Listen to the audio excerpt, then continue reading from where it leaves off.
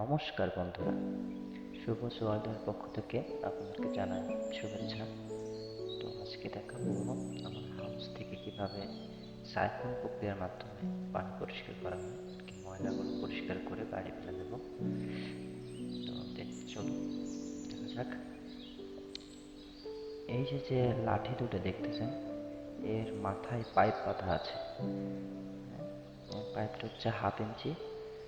আসলে আমার বাড়িতে মোটা পাইপ নাই, যার জন্য দুইটা পাইপ দিয়ে দুজনে পরিষ্কার করা হচ্ছে।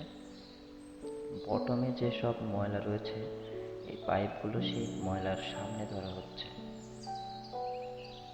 যাতে ময়লাগুলো আস্তে আস্তে এই পাইপের মধ্য দিয়ে বাইরে।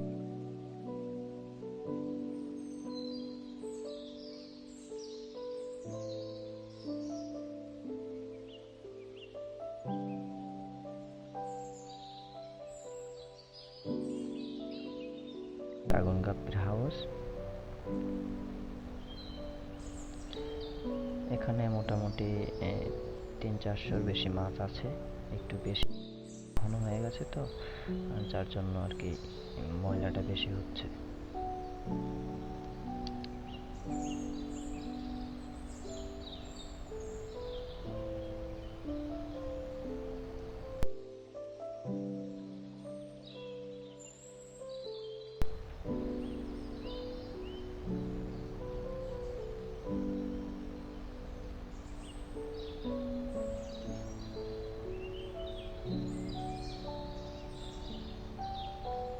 মাছগুলো আর কি ওই পাইপের সামনে চলে আসতেছে, আর এভাবে পাইপের মধ্য দিয়ে মাছ বেরিয়ে যেতে পারে, তার জন্য কিছু খাবার দিয়ে নিলাম, যাতে মাছগুলো এই খাবার নিয়ে সময় কাটায় আর আমার পাইপের সামনে যেন না আসে।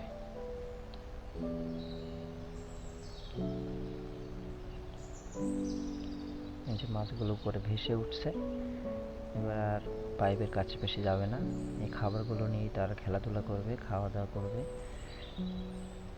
হ্যাঁ, যাতে করে আমার মাছগুলো বাইরে বেরোয় না যায়, কারণ এরা খুব কিউরিওসিটি পোষণ করে, যার জন্য আর কি পাইপের সামনে চলে আসে আর আস্তে আস্তে পাইপের ভিতরে ঢুকে যায়। আমি তো সচরাচর দেখতে পাই না, পাইপের মধ্য দিয়ে বাইরে চলে যায়।